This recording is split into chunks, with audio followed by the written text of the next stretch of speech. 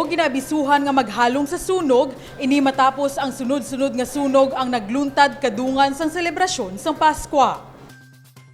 Nagapanawagan si Mayor Jerry Trenia sa publiko nga maghalong gid sa sunog. Kasunod ini sa serye sa mga fire incidents nga nagluntad sa syudad sing Iloilo, umpisa sang Desyembre 24 o kon bispera sa Paskwa, pakadto sa Desyembre 26 adlaw pagkatapos ng selebrasyon. Sa records ng City Social Welfare and Development Office, duha ka sunog ang nagluntad sang Sabado. 18 ka balay ang totally damaged kag isa ang partially damaged sa barangay Kalumpang Molo. Samtang 5 naman ka balay ang totally damaged kag duha ang partially damaged sa barangay San Juan Molo. Sa kaagahon naman sang Disyembre 25, isa ka balay ang nasunog sa barangay Bonifacio Arevalo. Samtang sang Disyembre 26 naman, naglabot sa 13 kabalay ang totally damaged, samtang 6 ang partially damaged sa sunog nga nagluntad sa Barangay Veterans Village, City Proper. Gani, nagpagwa sang abiso ang City Disaster Risk Reduction and Management Office nga maghalong gid sa sunog, ilabi pa nga nagapalapit ang pagselebrar sang bag-ong tuig. Lakip sa mga pahanumdum sang pumuluyo,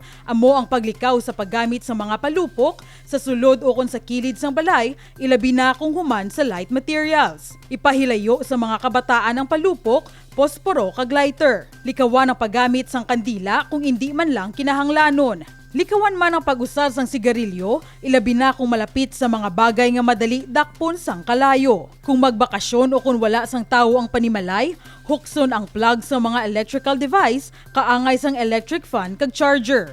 Makabulig man kung naka-off ang main switch sang balay. Importante man nga magpahibalo sa tupad balay o kung malapit nga himata nga wala sang tawo ang balay para matsekyar ini. Kung may emerhensya, magtawag sa Iloilo City Operations Center sa telepono nga 323-4973 o kung sa ICER sa telepono nga 335-1554. Carmela May Rodrigo para sa Level Up Patrol.